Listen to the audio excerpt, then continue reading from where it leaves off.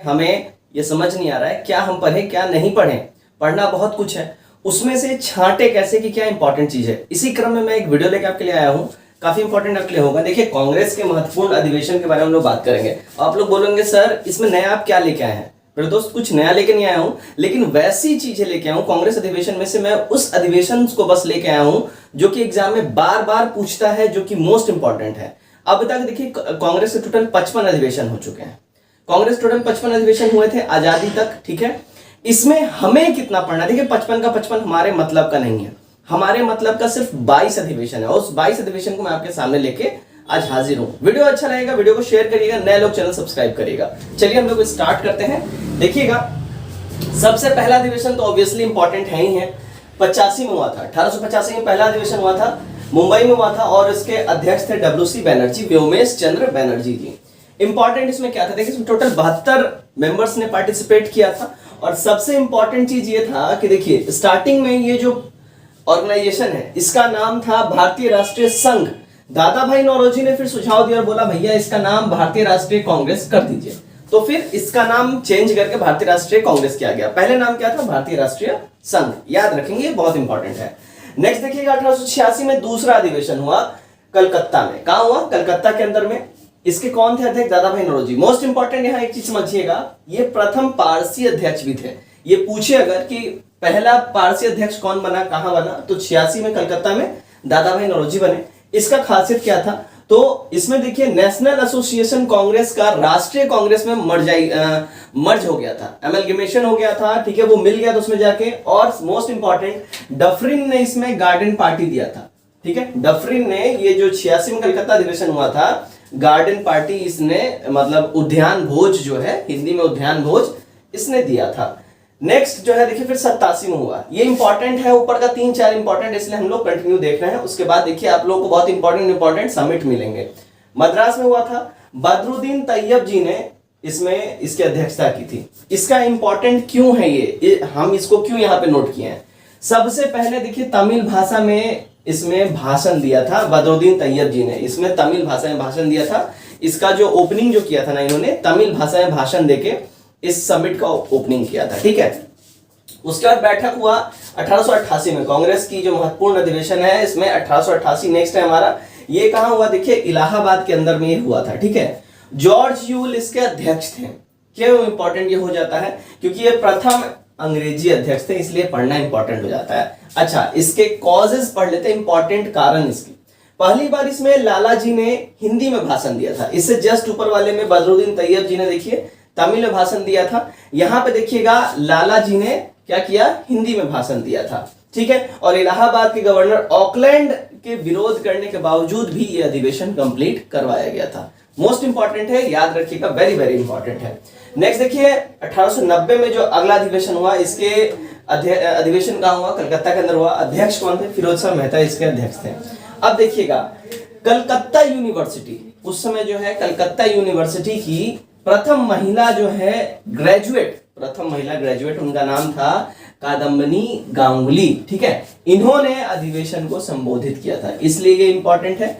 ये पूछा हुआ क्वेश्चन है, पूछता है और बार बार ये सब पूछता है। देखिए ये सब थोड़ा टफ वाला में आ जाता है, ठीक है। ये जैसे ही पूछेगा ना आप लोगों को समझ में नहीं आएगा, लेकिन इसलिए मैंने यहाँ कॉज भी लिख दिया कि यहाँ से मतलब क्या क्या पूछ सकता है। सीधे एक तो ये पूछेगा भाई कि कलकत्ता अधिवेशन में 1890 में कौन था अध्यक्ष, तो फिरोज शाह मेहता थे। लेकिन अगर ये पूछ दे कि किस अधिवेशन में, है ना, किस अधिवेशन में प्रथम जो है कांग्रेस प्रथम स्नातक, कलकत्ता यूनिवर्सिटी की प्रथम महिला स्नातक ने भाषण दिया था, तो फिर आप कलकत्ता अधिवेशन मारिएगा 1890 में।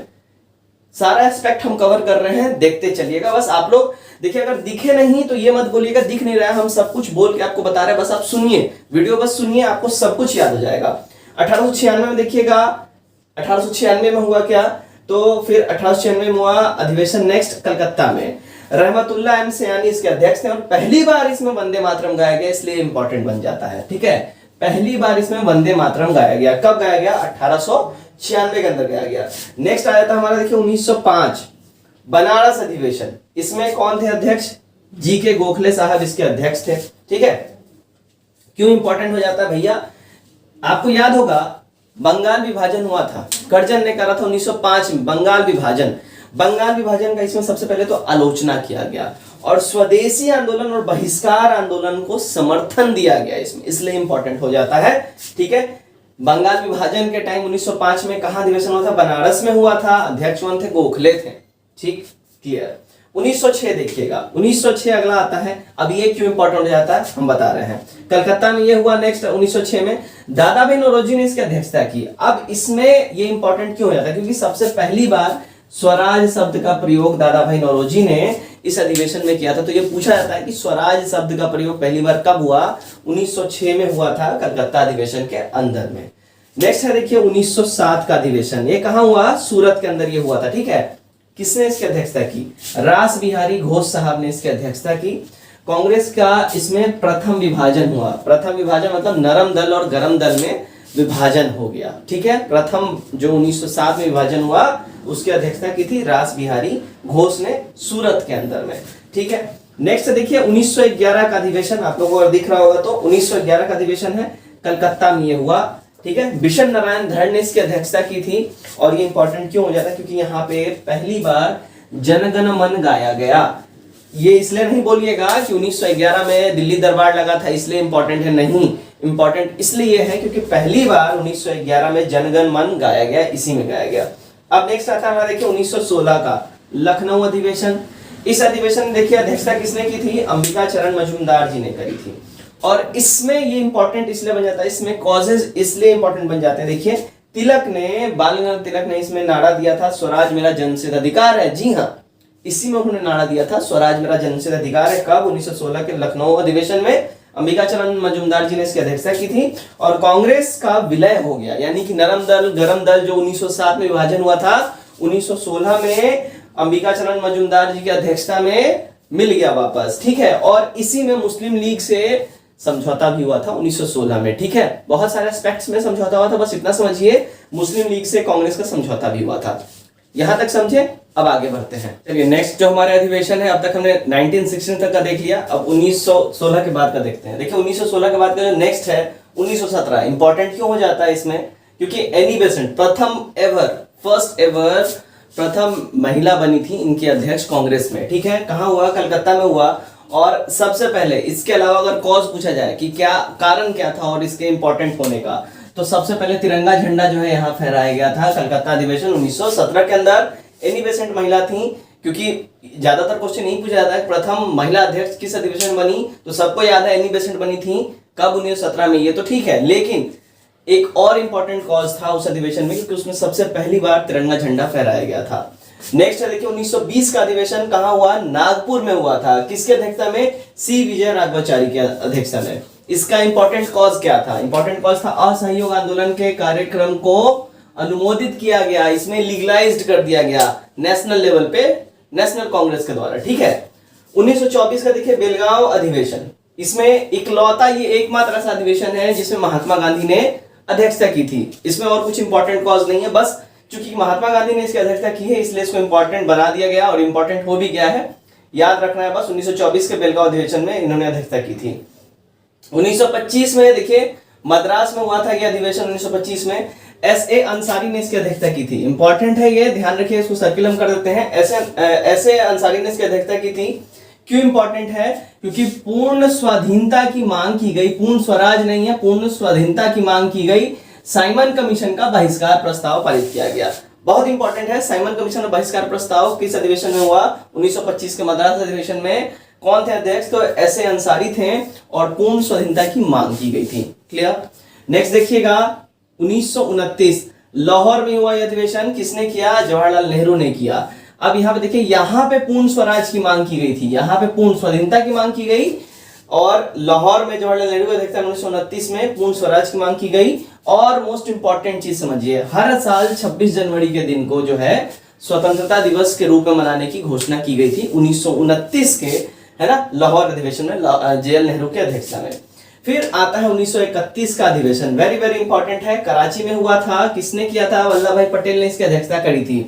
मूल अधिकार प्रस्ताव इसमें पारित किया गया और गांधी इरविन समझौते का जो है अनुमोदन यहाँ पे किया गया था। जो सांप्रदायिक मुद्दों पे गांधी इरविन जो समझौता हुआ था उसको यहाँ पे पास किया गया, उसका अनुमोदन किया गया और मोस्ट इंपॉर्टेंट मूल अधिकार का प्रस्ताव यहाँ पे पारित किया गया था। किसके अध्यक्षता में? वल्लभ भाई पटेल जी के। 1931 कराची, याद रखिएगा। 1936 में नेक्स्ट अधिवेशन हमारा इंपॉर्टेंट वाला होता है लखनऊ के अंदर में। फिर इसकी अध्यक्षता की किसने? जवाहरलाल नेहरू ने। इसमें क्या इंपॉर्टेंट कॉज था? इसमें समाजवाद यानी सोशलिज्म को जो है ना, जवाहरलाल नेहरू ने बोला कि सोशलिज्म जो है हमारे इंडिया में, मतलब ये सोशलिज्म है, यही हमारे इंडिया में जितनी सारी समस्याएं हैं ना, इसको हल करने की यही चाबी है। ये इंपॉर्टेंट कॉज था, सोशलिज्म शब्द का इन्होंने इस्तेमाल किया था। फिर आता 1937 का अधिवेशन जो हुआ था, कहां? फैजपुर में हुआ था। फिर अगेन जवाहरलाल नेहरू की अध्यक्षता में ये किया गया और प्रथम अधिवेशन ये ऐसा था जो गांव के अंदर में ये संपन्न हुआ था। पहला ऐसा अधिवेशन था जो गांव के अंदर में संपन्न हुआ, इसलिए इंपॉर्टेंट है, याद रखिएगा। फैजपुर अधिवेशन 37 में जवाहरलाल नेहरू की अध्यक्षता में। फैजपुर कहां? ये आपको कमेंट कर बताना है कि फैजपुर करेंटली किस स्टेट में, किस डिस्ट्रिक्ट में है, ठीक है? ये आपको बताना आपके लिए छोटा सा होमवर्क है। नेक्स्ट आता है 1938 का अधिवेशन, बहुत इंपॉर्टेंट है। त्रिपुरी अधिवेशन के नाम से भी हम लोग जानते हैं। ये हरिपुरा अधिवेशन जो है ये हरिपुर में हुआ था और सुभाष चंद्र बोस ने इसकी अध्यक्षता करी थी। इसमें देखिए राष्ट्रीय नियोजन समिति का गठन किया गया जिसके अध्यक्ष जवाहरलाल नेहरू थे। राष्ट्रीय नियोजन समिति का गठन किया गया जिसके अध्यक्ष जवाहरलाल नेहरू थे और साथ ही साथ सुभाष चंद्र बोस द्वारा हिंदी में रोमन लिपि को लागू करने का जो है वकालत किया गया कि भाई हिंदी का रोमन लिपि जो है ये लागू करना चाहिए। इसमें ये वकालत हुई थी, ये इंपॉर्टेंट कॉज है। राष्ट्रीय नियोजन समिति का गठन हुआ था, जवाहरलाल नेहरू उसके अध्यक्ष थे। 1938 हरिपुरा अधिवेशन में हुआ था, सुभाष चंद्र बोस उसके अध्यक्ष थे, ठीक है। इंपॉर्टेंट नेक्स्ट आ जाता है हमारा, देखिए 1940 का रामगढ़ अधिवेशन। क्यों इंपॉर्टेंट है? मौलाना अबुल कलाम आजाद इसके अध्यक्ष थे और ये सबसे ज्यादा समय तक कांग्रेस के रहने वाले अध्यक्ष थे। 6 सालों तक ये कांग्रेस के अध्यक्ष पद पर रहे थे क्योंकि उस बीच में कांग्रेस का अधिवेशन आयोजित ही नहीं हुआ था, इसलिए ये इनका कंटिन्यू चलता रह गया था। अब हमारा फाइनल आता है आखिरी, जो कि कोई कॉज इसमें इंपॉर्टेंट नहीं है लेकिन इंपॉर्टेंट इसलिए क्योंकि जब 1946 में जब डिक्लेरेशन हुआ कि हाँ भाई अब इंडिया को जो है फ्री डोमिनियन अब घोषित कर दिया गया अंग्रेजों द्वारा, तो ये मेरठ में इसका अधिवेशन हुआ था और तब ये आचार्य जेबी कृपलानी जिसके अध्यक्ष थे। और इंपॉर्टेंट इसलिए होता है क्योंकि आजादी के समय यही कांग्रेस के अध्यक्ष थे। उम्मीद करता हूँ ये वीडियो आपको काफी अच्छी लगी हो, यूनिक लगी हो। कमेंट करके अपना राय हमारे साथ शेयर करिए। नए लोग चैनल सब्सक्राइब करिए, वीडियो अच्छा लगा वीडियो को शेयर करिए, वीडियो को लाइक करिए। Best of luck.